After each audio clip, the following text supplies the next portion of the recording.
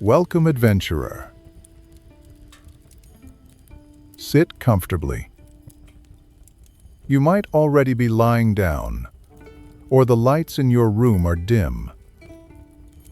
Somewhere far outside the window, the night is taking its toll, and here by a small, imaginary campfire, a story begins.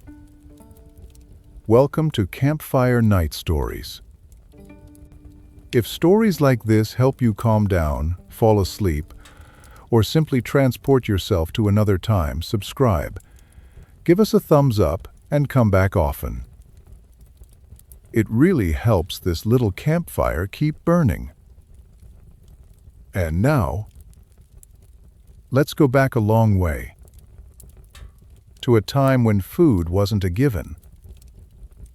When every meal was the result of effort, risk, and knowledge passed down from father to son, from mother to daughter. This is a story based on the true reality of the Middle Ages. No legends or dragons, but with cold, forests, hunger, and the smell of smoke. Before dawn.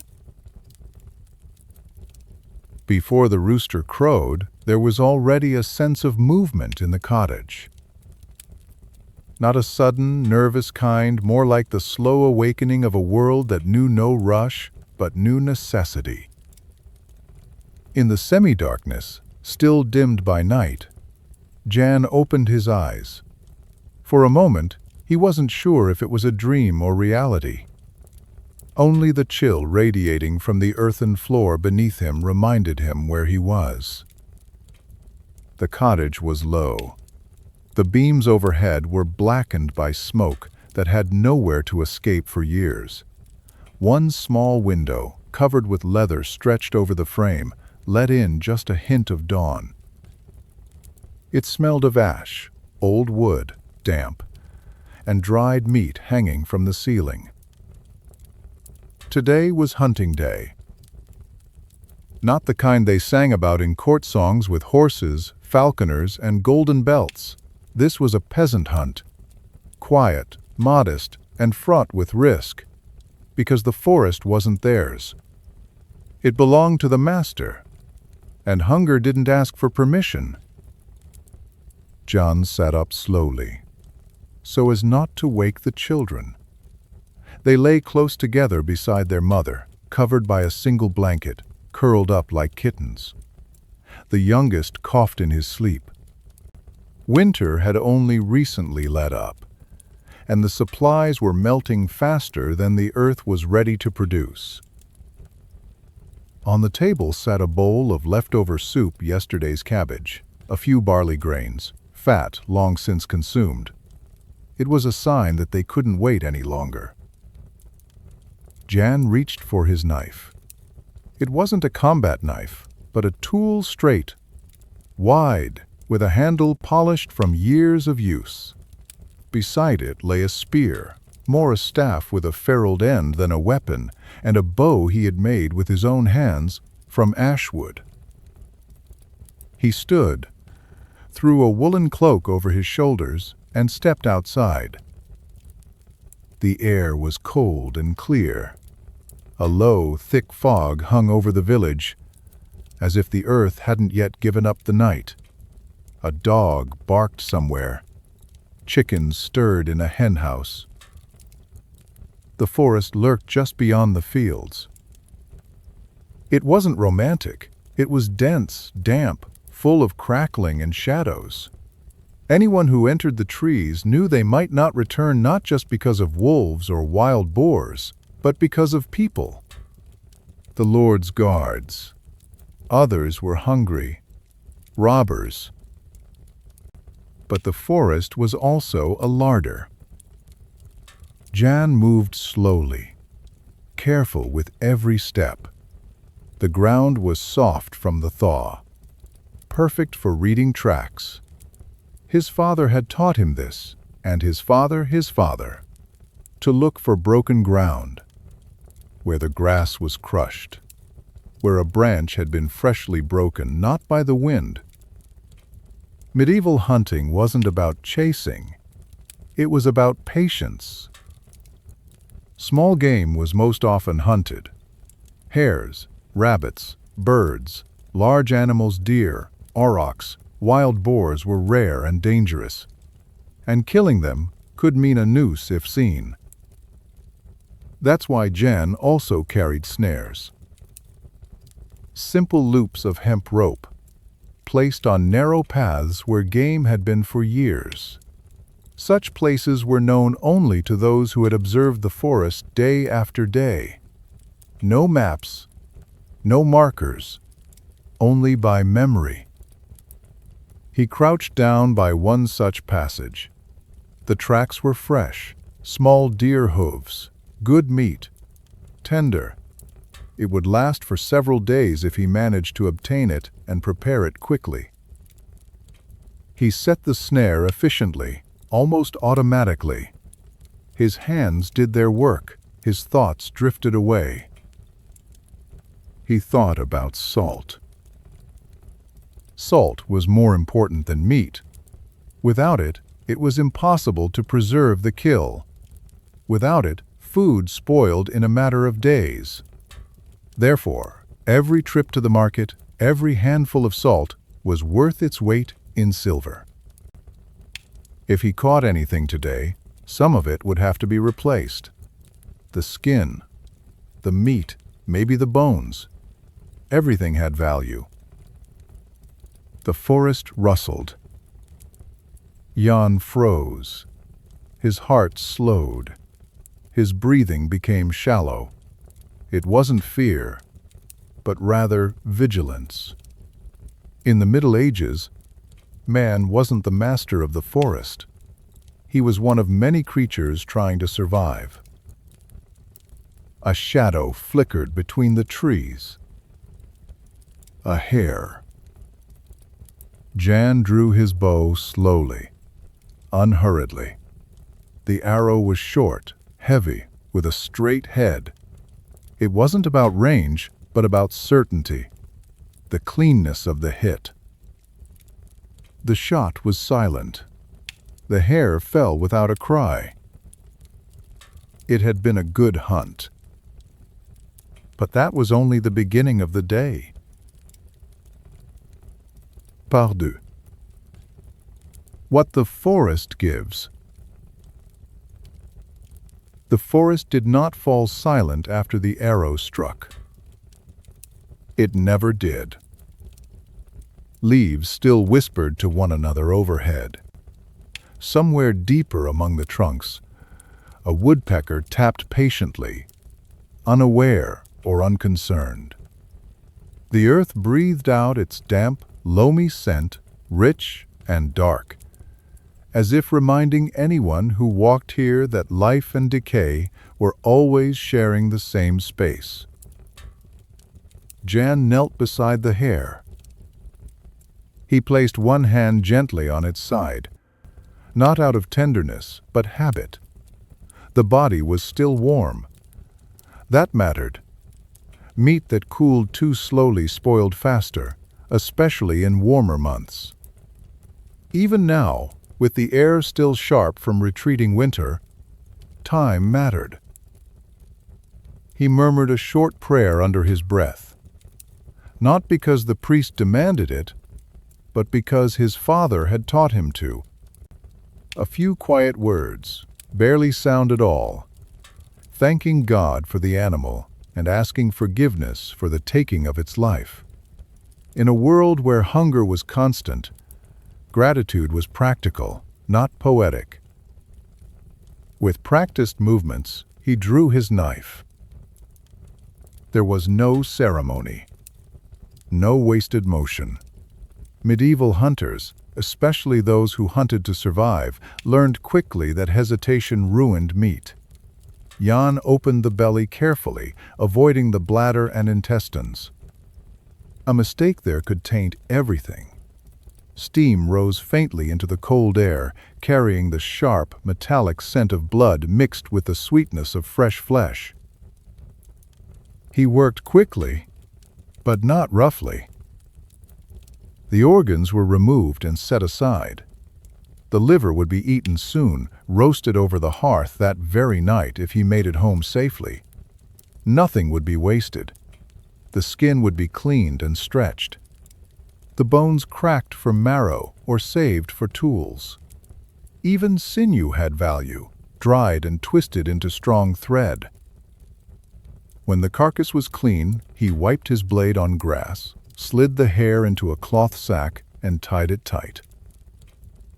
One meal was secured. But one meal did not last long. Jan moved deeper into the forest, toward a place where the ground sloped downward and the trees grew closer together. Here, water gathered. A narrow stream cut through the undergrowth, its banks soft and marked with tracks. Birds gathered here. So did deer, foxes, and sometimes men. Fishing was quieter than hunting, but no less important. Most peasants did not own nets.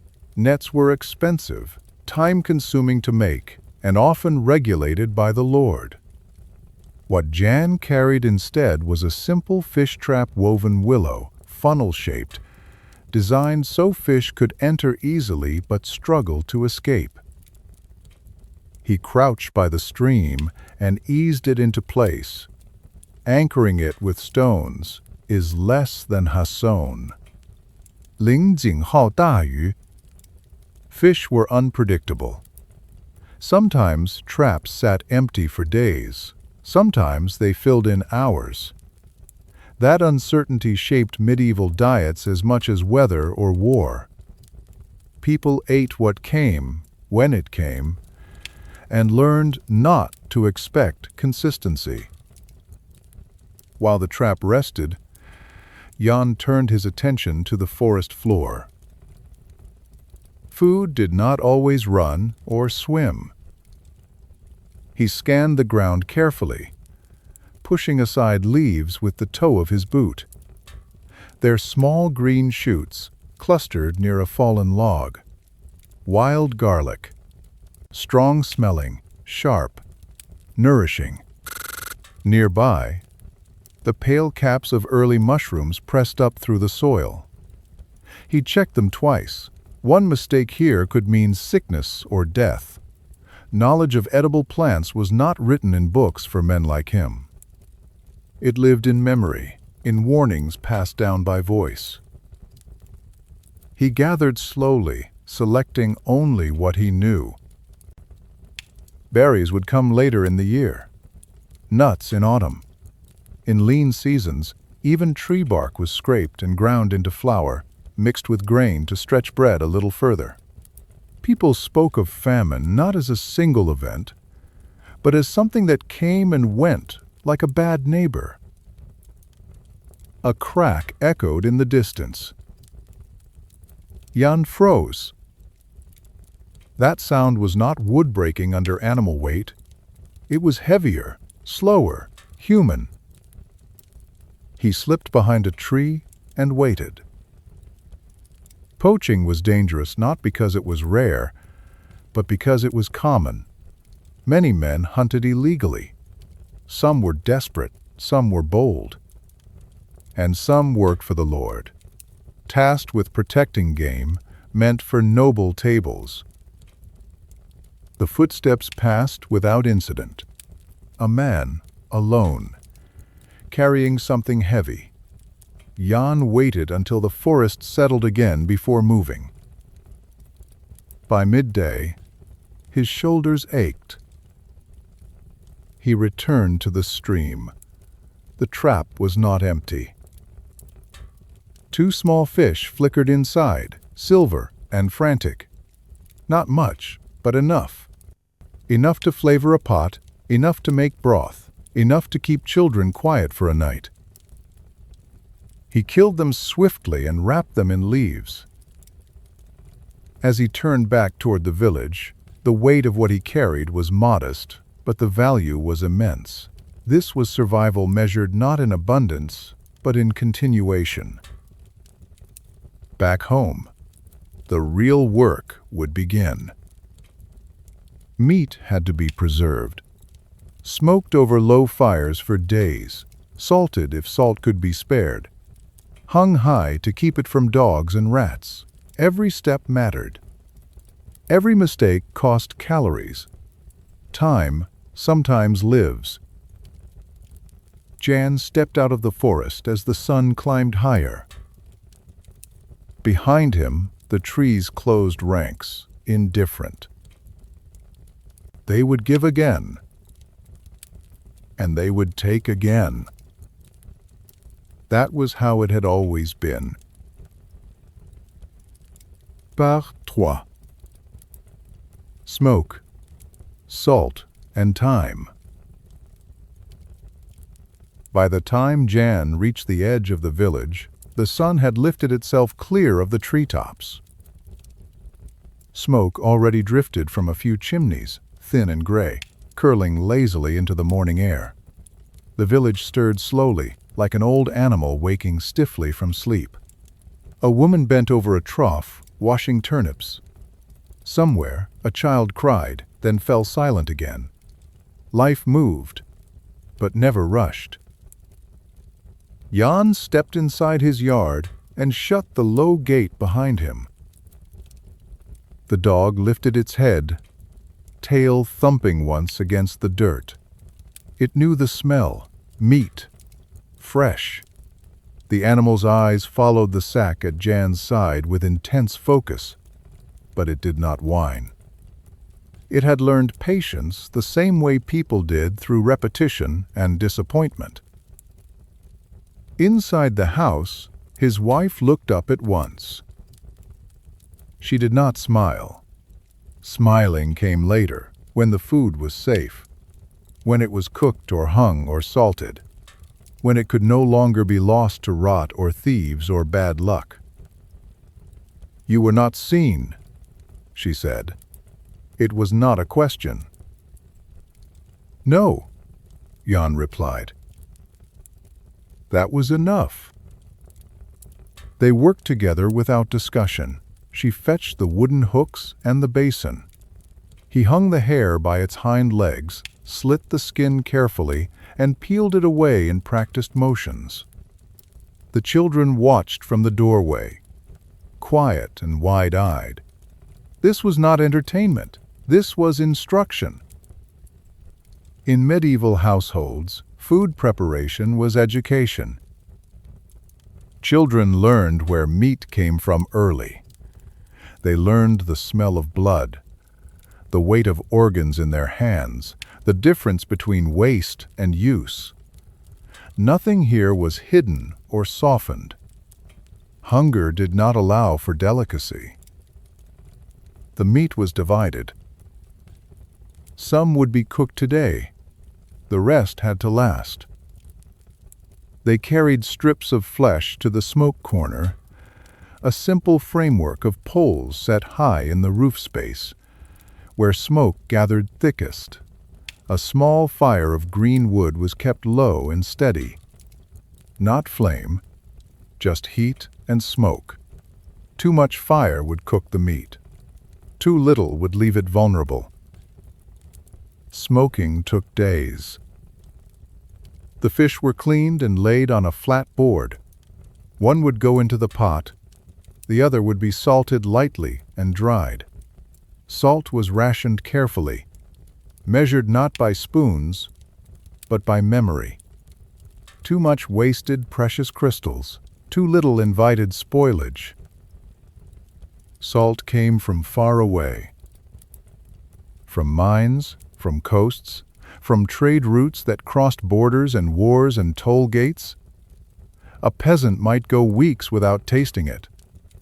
That made preservation difficult. Smoking helped. Drying helped. Cold helped in winter. Summer was dangerous. While the pot warmed, Jan crushed grain with a stone. Barley mostly, some rye. Wheat was rare here. Wheat belonged to better soil, better people. The meal would become porridge, thick and filling. It would stretch the fish and liver into something that felt like abundance. They ate slowly. No one spoke much. Eating was not social in the way it would later become. It was necessary, respectful, quiet. The children licked their fingers. The dog got bones and scraps. Even that was measured. When the bowls were empty, the work continued.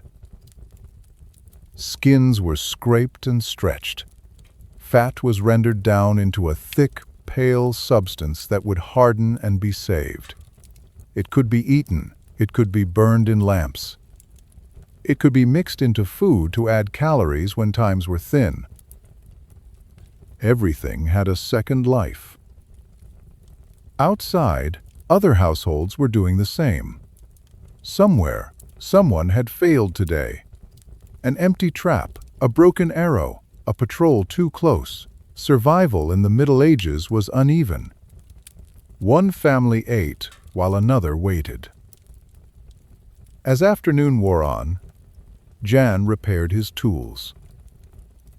Arrowheads were sharpened. Cordage checked for fraying. A broken snare was retied. Tools were personal. You did not replace them lightly. You fixed them until they could no longer be fixed, and then you fixed them again. Toward evening, the village gathered water. Not from the stream. Streams carried sickness, waste.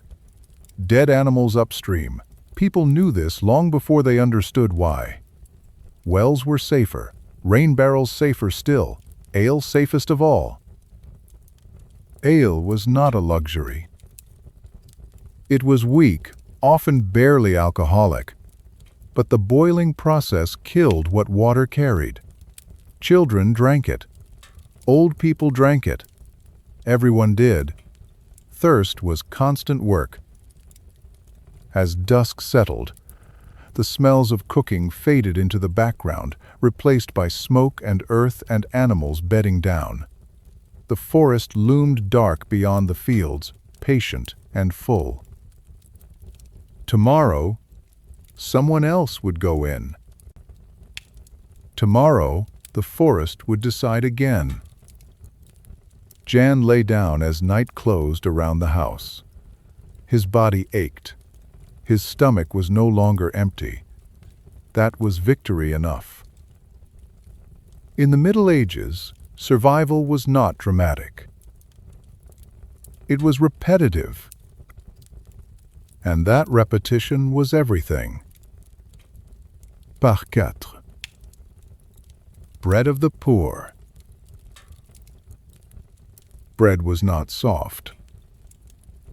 It did not tear easily, nor did it smell sweet the way later generations would expect. Medieval bread was dense, dark, heavy with grain that had been ground imperfectly. It carried bits of husk, sometimes grit from the millstone. Yet it was life. More than meat, more than stew. Bread was survival made solid. At first light, Jan was awake again. The house was quiet. The fire had collapsed into ash during the night, leaving only faint warmth. He stirred it gently, coaxing embers back into something useful. His wife was already mixing dough in a wooden trough, her hands moving slowly, rhythmically. Flour was precious. What lay in the trough was not pure grain. It was a mixture: barley, rye, a little oat. In lean times, ground peas were added. Sometimes, dried roots. In the worst years, even powdered bark. No one pretended it tasted good. It filled the belly. That was enough. The dough was not kneaded for pleasure. It was folded and pressed to trap air, but yeast was unreliable. Often the dough rose little, baked into something closer to a brick than a loaf. Still, When it came from the oven warm, it felt like hope. The oven itself was communal. A stone structure at the edge of the village, owned by the Lord. People paid to use it, often in bread itself. Firewood was stacked nearby, gathered from hedges and deadfall, never from living trees unless permission was given or desperation demanded it.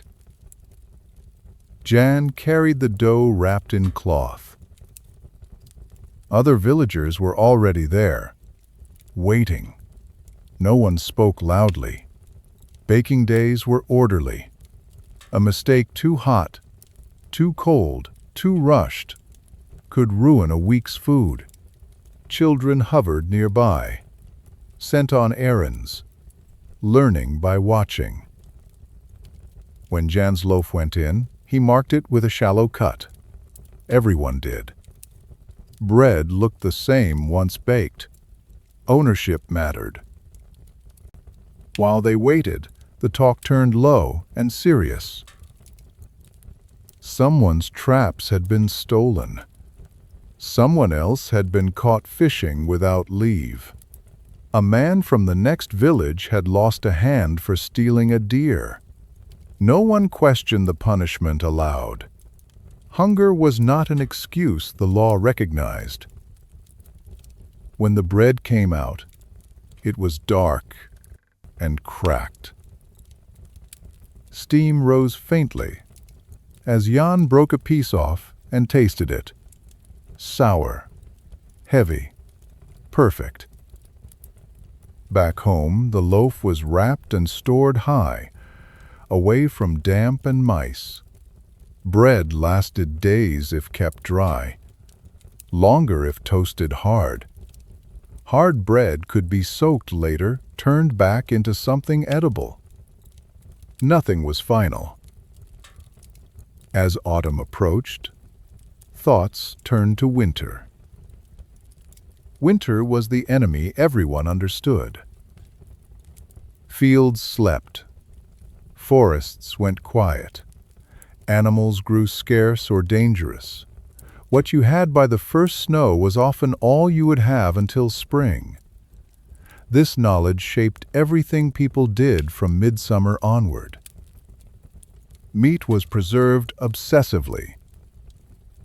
Salted beef hung like dark slabs under rafters. Pork fat was sealed in pots. Sausages, thick with grain and blood, were smoked until nearly black. Fish was dried until it snapped when bent. Even vegetables were treated carefully. Cabbage was fermented into sour, sharp food that kept months. Turnips were buried in pits. Onions and garlic were braided and hung. Apples were sliced and dried. Pears, if you were lucky enough to have them, were guarded like treasure. Feast days punctuated the year. Not often, but enough to be remembered. A pig slaughtered at Martinmas. Extra bread at Easter. Ale flowing more freely at weddings. These were not indulgences, they were markers. Proof that joy still existed. On such days, meat was shared widely. No one ate alone. But most days were not feast days. Most days were measured. A ladle of porridge, a heel of bread, a strip of smoked meat no wider than 2 fingers. Enough to work, enough to wait. As winter drew closer, Jan repaired the roof. Cold crept in through every crack. Straw was stuffed into gaps. Animal skins were nailed over doors. The fire was kept low to save fuel, high enough to keep death away.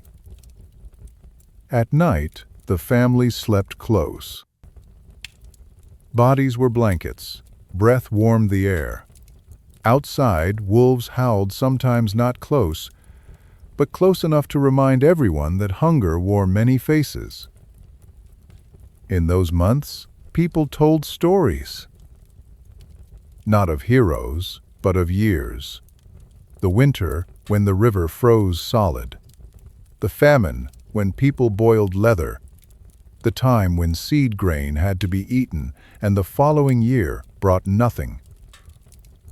Stories were warnings. And prayers. Jan listened, eyes half closed, the crackle of the fire slow and steady. He thought of spring, of green shoots, of traps filling again, of bread made from fresh grain. Sleep came gently. Tomorrow would require strength.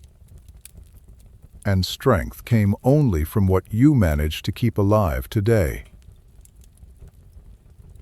Par 5. The thin months.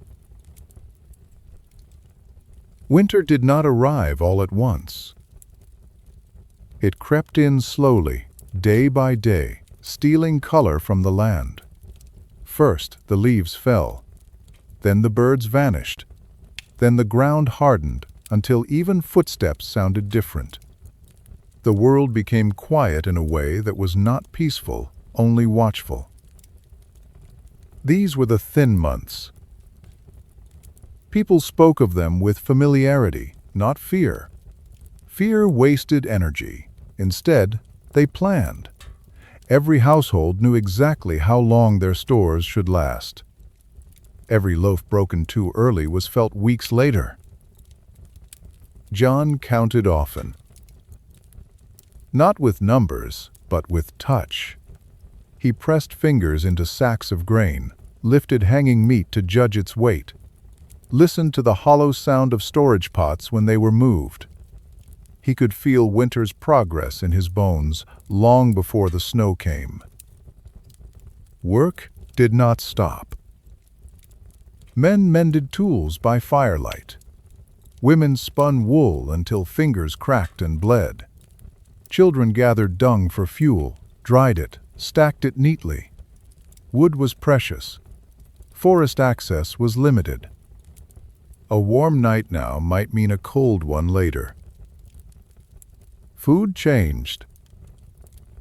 Fresh meals disappeared. Everything tasted of smoke, salt, or sourness. Porridge became thinner. Meat was shaved into stews so fine it seemed to vanish. Bread hardened until it had to be soaked before eating. Yet no one complained. Complaining implied choice. Hunger came quietly at first, a lightness in the head, cold that settled deeper in the joints, dreams filled with food steaming loaves, fat dripping from meat, apples split open and sweet. People woke from those dreams both comforted and disappointed. Sometimes the village hunted together. This was risky. Noise carried, tracks were obvious in snow, but hunger could push past caution. A wild boar brought down meant weeks of meat, grease, and bone. It also meant danger. Men were gored. Dogs were killed. Blood soaked into white snow. When it worked, it was shared. A man who kept more than his share would not survive long in other ways. Reputation mattered. Community was insurance. Those who hoarded were remembered when help was needed. When it failed, people pretended it had never happened. There were other methods. Traps were checked daily. Even empty traps mattered. They were hope made visible. Fish were taken from under ice when possible. Holes were cut carefully, hands numbed to pain. A single fish could change a day. Sometimes people ate things they would not speak of later. Old seed grain, moldy bread scraped clean, animals found dead and frozen. In the worst years, stories whispered of leather boiled until soft, of bark bread, of pets disappearing. The church offered guidance. Fast days were common. Meat was forbidden often enough that people learned to live without it. In truth, fasting aligned well with scarcity. Faith gave meaning to deprivation, wrapped hunger in words of virtue and endurance. Prayers were said not for abundance, but for survival. When sickness came, hunger followed close behind. Bodies weakened by cold and thin meals could not fight illness well. A fever could empty a house in days. When that happened, neighbors moved quietly, taking what food remained, not as theft, but as continuation. Waste was a sin greater than taking. Jan lost a cousin that winter. The man had slipped on ice, broken a leg badly. Infection set in. Without strength, without rich food, the body simply stopped. The burial was quick. Frozen ground did not wait. Life moved on. It had to. As the sun finally began to climb again, almost imperceptibly at first, people noticed changes. Light lingered. Ice softened. A bird returned. Then another. These signs were not celebrated loudly. They were acknowledged with careful hope. Stores were nearly gone. That was expected.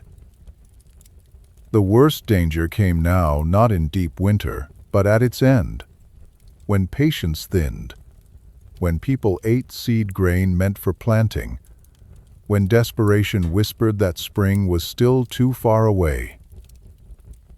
Jan held firm. He measured carefully, shared when he could, refused when he must. This balance was learned, not taught. Many never mastered it.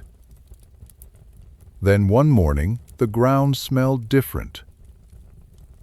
Wet, alive. The thin months loosened their grip, and the cycle prepared to begin again. Parsis, seed, and faith. Spring arrived unevenly. One day the ground was still iron-hard in the mornings. The next it gave slightly underfoot. Mud returned. The air filled with the smell of rot and promise tangled together. Snow lingered in shadows, but water ran again in ditches and low places, whispering of movement and return. This was the most dangerous season. Not because of cold, but because of temptation, is less than Hasson. Ling, Jing Hao, Da Yu. Granaries were nearly empty. Smoked meat hung thin. Bread was rationed to the edge of endurance. And yet, in sacks and jars, there remained grain that could not be eaten. Seed grain. It was heavier than food, not in weight, but in meaning. To eat it was to steal from the future. To plant it was to trust that the future would arrive. Jan stood over the sack one morning, hands resting on the rough cloth. He could feel individual kernels beneath his palms. He imagined them boiled into porridge, warm and filling. He imagined his children sleeping deeper, quieter. Then he imagined summer without harvest. He tied the sack closed. Across the village, the same decision was being made again and again. Some would fail it. Not out of weakness, but exhaustion. Spring hunger cut sharper than winter's cold. It came when people believed relief was near, when patience wore thin. Fields were prepared slowly. The soil was turned with wooden plows tipped in iron if the household was fortunate. Oxen pulled, their breath steaming. Men leaned into handles. Women followed, breaking clods, removing stones. Children chased crows away, shouting and waving rags. Everyone worked. There was no such thing as unemployment here, only ability and inability. Even the old found tasks. Watching fires, mending sacks, telling stories to keep children close and focused. Planting was done with care. Seed was scattered by hand, fingers opening in practiced arcs. Too close and the plants would choke each other. Too far and the ground would be wasted. Knowledge lived in muscle memory, not books.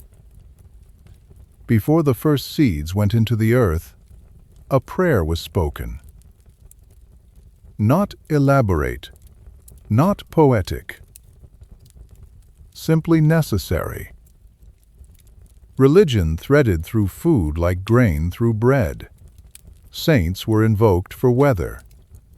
God was thanked for survival. Fasting and feasting followed the calendar, shaping hunger into something structured, almost predictable.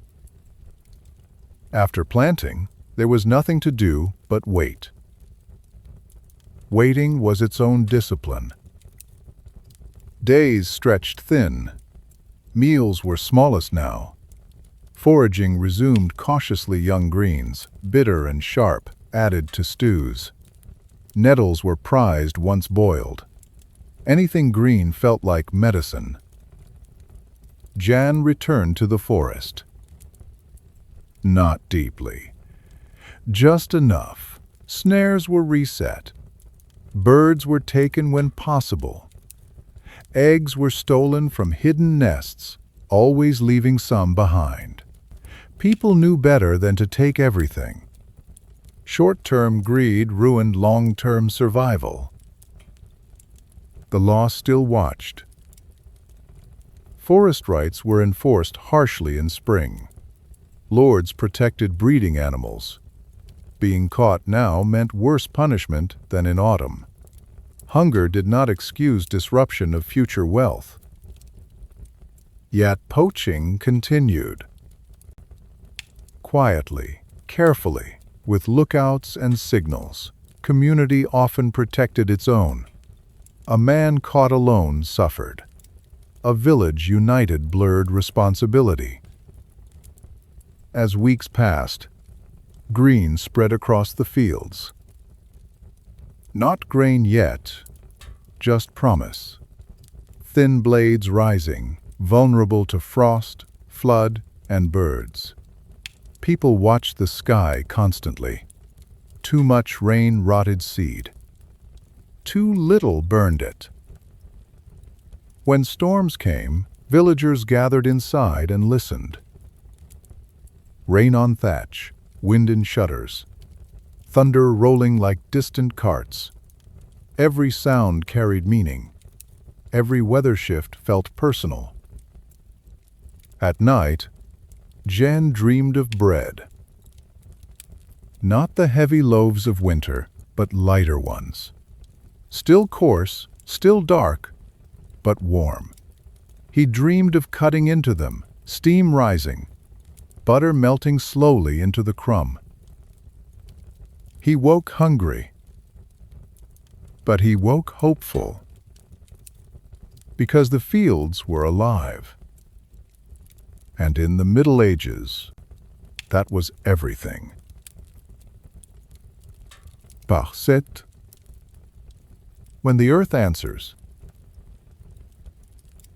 The first harvest was not grain. It never was. Before sickles touched the fields, before bread could truly return, the earth offered smaller answers.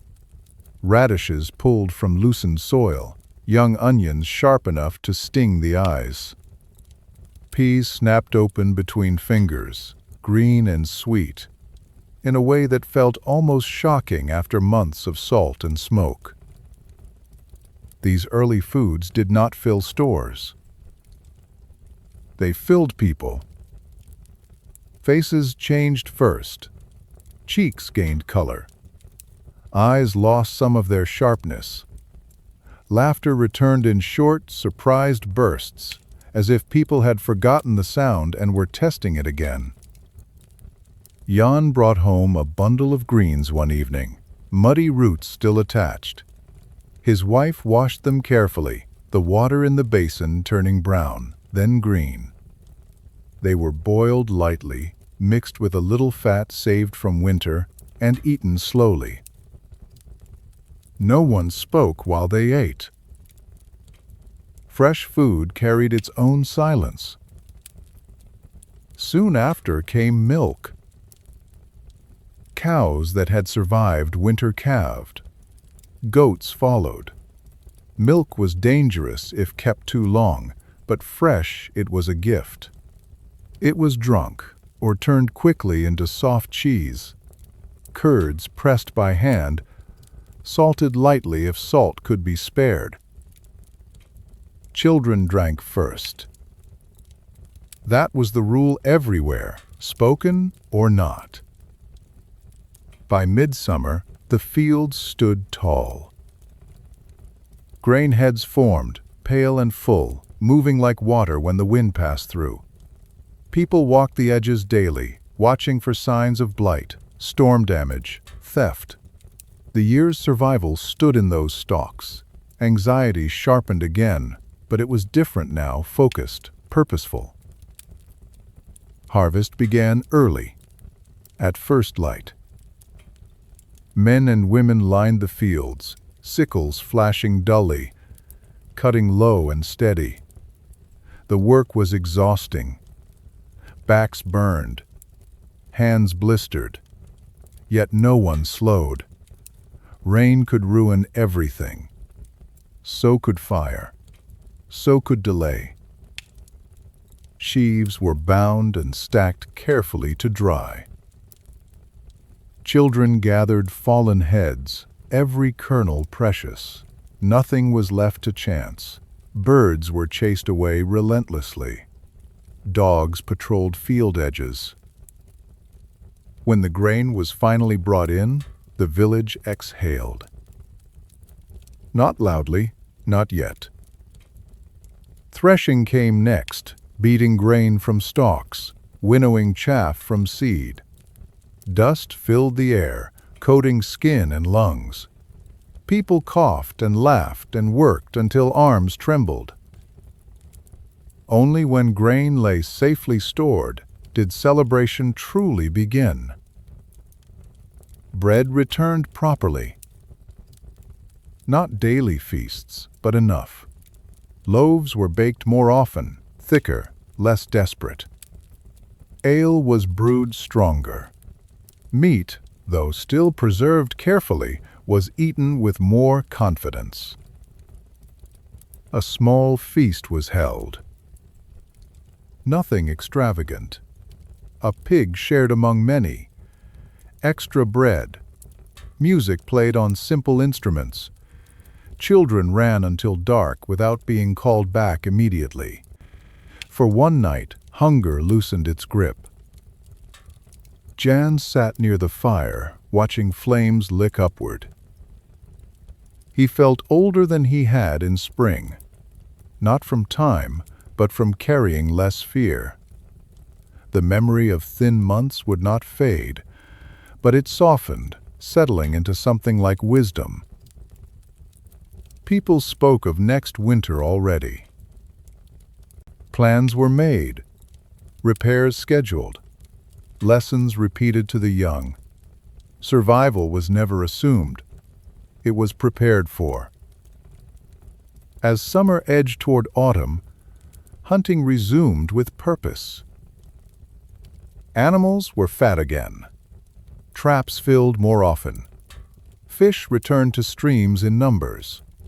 Preservation began anew not from panic, but from habit. The cycle turned. Always. Jan walked the forest edge one evening, listening to familiar sounds. Leaves rustled. Insects hummed. Somewhere, a deer moved unseen. He felt no ownership here. Only relationship. The forest gave. The fields answered.